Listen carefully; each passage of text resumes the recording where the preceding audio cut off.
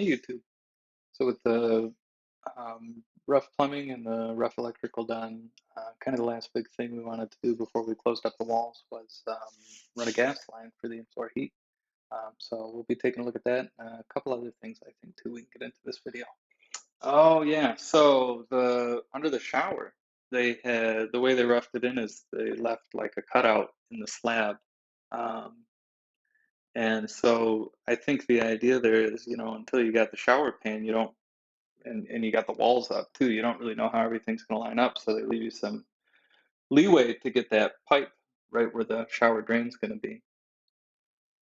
So I wanted to insulate under there just like the rest of the slab was. So I had saved they had left some of the insulation there on site, so I saved that.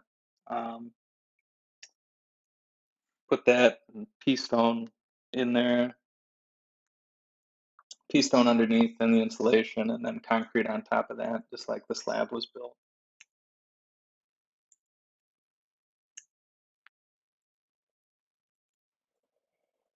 And we had our rough plumbing. Uh, yeah, sorry, some of these are a little out of sequence. Uh, I think I had already mentioned that. I had mentioned too that the holding tank was just full of rainwater. Um, we ended up getting that fixed later.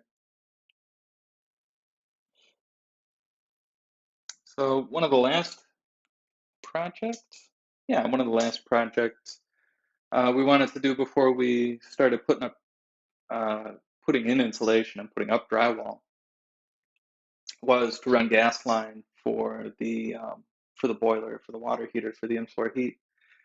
And so we took the course and got certified to put in corrugated stainless steel tubing, and got the supplies and did that. I can recommend that, not being any kind of expert, but just a home gamer. It was pretty easy to take the course and learn hopefully what we needed to know. And then the materials were quite easy to work with. Um, the tools were, I think, mostly or maybe all stuff I already had, which was a big um, selling point to me versus iron pipe, where I don't really have, other than a couple of pipe wrenches, I haven't got anything you need for working with iron pipe. Um, no threading dies, no vise, none of the things you'd want, other than a hacksaw for cutting it. I got nothing. And so this ended up being good. Plus, the way that we kind of ran it and thought was a good way to route it, there would have been a lot of joints in it, um, and that would have been a lot of work to do with iron pipe. It's not all just, throw it where you want it, like electrical cable or something, where it goes through the framing here. It's got to be sleeved. This is, well, iron pipe. Uh, and then a nail guard in front of that too, where it's constrained by that pipe.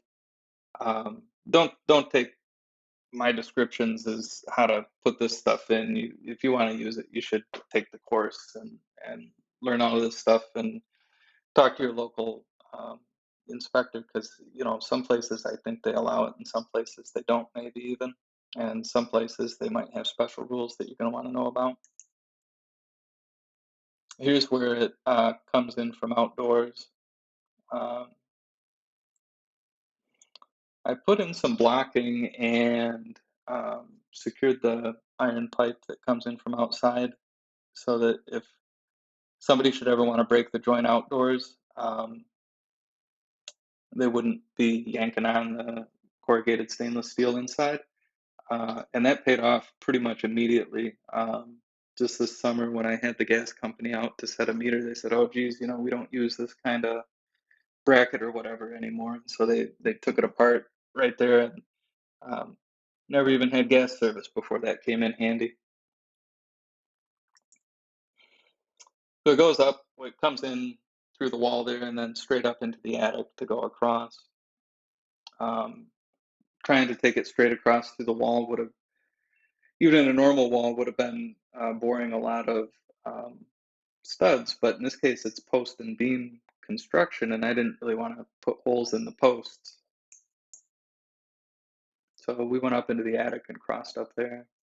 So another thing I wanted to do before we put up the drywall and stuff is after working in there a couple of summers and just roasting in the heat, my wife and I thought for air conditioning maybe we'd put a mini split in the workroom and one in the garage. And in doing the calculations for the heating system, I had found that with the insulation we were planning, we wouldn't actually need like a huge system.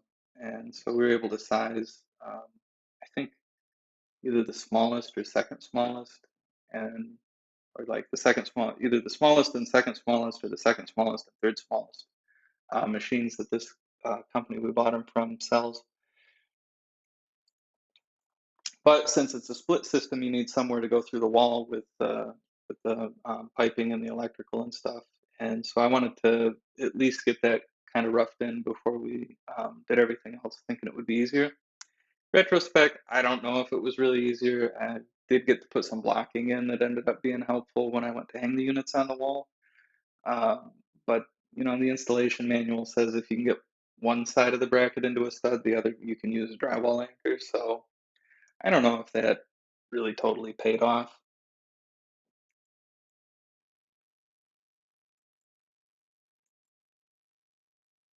Oh, and then also in the now this did pay off for sure, I think, is in the closet for the heating equipment. I put the intake and exhaust vents for the water heater.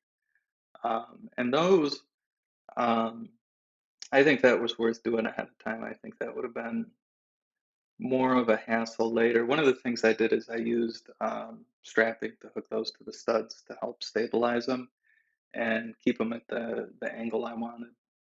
Um, so that I think was helpful to do before putting the drywall up. You could certainly do it after, people do. Um, but I think that one actually paid off for the amount of effort it was. It wasn't too much extra effort to do it that way.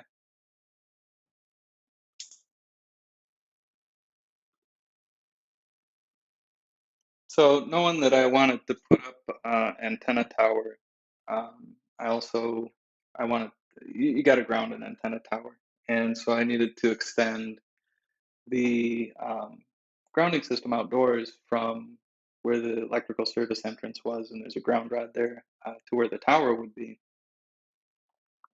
Since I had to dig a trench anyway, I thought, hey, why not add a couple of ground rods um, and make sure that we've got a really low impedance ground. That can help with RF interference if you're going to set up an amateur radio station. But just for safety too, it's important to have a low impedance ground. And if you're going to run a bunch of wire underground, it's really not that much more work to add a couple of ground rods along the way. So I put one here at the corner of the building, and then another one near where the antenna tower will be, and took a couple of pictures so I'd know where they were later, so I could tie in when it's time to put the tower up. Enjoyed that, and if you did, please hit the thumbs up, give it a big thumbs up, like, whatever they call it. I know it helps. And um, if you have any thoughts, comments, concerns, questions, or good advice for other folks who might be doing this kind of thing, please put that down in the comments. Love reading the comments. Read all of them. Try to write back to all of them. Um, and really appreciate that. And to me, it's a big part of the value I get out of making these videos is getting to meet folks and talk with you. So, and if this is the kind of thing you're into, I think we've got, I don't think we're quite halfway through yet with the project. And so there'll be some more videos on this. So if it's the kind of thing you're into, please hit the subscribe button. There's a little bell next to that. You can click and set it up so you get notified when I post a new video and you can be the first kid on your block to see it. Till then.